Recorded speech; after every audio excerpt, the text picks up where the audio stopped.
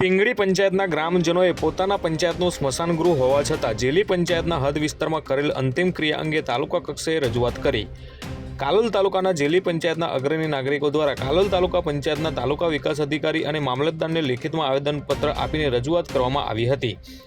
ગ્રામજનોના આવેદન મુજબ તારીખ 10/8/2024ના રોજ પિંગળી ગ્રામ પંચાયતમાં આવેલ નાની પિંગળી ગામના એક સમાજના વ્યક્તિનું અવસાન થતાં પિંગળી ગ્રામ પંચાયત વિસ્તારમાં અંતિમ ક્રિયા કરવા માટે સ્મશાન ફાળવેલ હોવા છતાં પિંગળી ગ્રામ પંચાયતના લોકો દ્વારા જેલી ગ્રામ પંચાયતના હદ વિસ્તારમાં આવેલ નદી તટમાં અગ્નિદાહ આપ્યો હોવાની ઘટના ઘટી હતી। જે અંગે નાની પિંગળીના ગ્રામજનોએ જેલી પંચાયતની પૂર્વ મંજૂરી મેળવ્યા વિના જેલી પંચાયતની નદીપટમાં આવેલી ખુલ્લી જગ્યામાં અંતિમ ક્રિયા કરીને નદીપટ વિસ્તારમાં ઢોર ચરાવતા પશુપાલકો અને નજીકમાં જેલીથી કાનોડ-કાલોલને જોડતા રસ્તા પરની હાઈસ્કૂલ જતા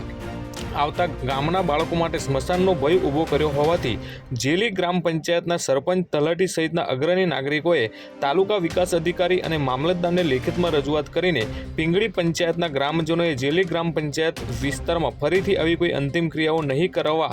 માટે અનુરોધ કર્યો હતો। સવિનય 10/8/2024ના રોજ પિંગળી ગ્રામ પંચાયતના નાની પિંગળીના રહેવાસીઓ દ્વારા અમારા જેલી ગ્રામ પંચાયતની જમીનમાં જેમણે કોઈ પૂર્વ મંજૂરી સિવાય અંતિમ સંસ્કાર કરેલ હોય તે બાબતે અમે આજે ટીડીઓ સાહેબને રજૂઆત કરી છે। નામ સોલંકી મારુતિ પ્રવીણજી।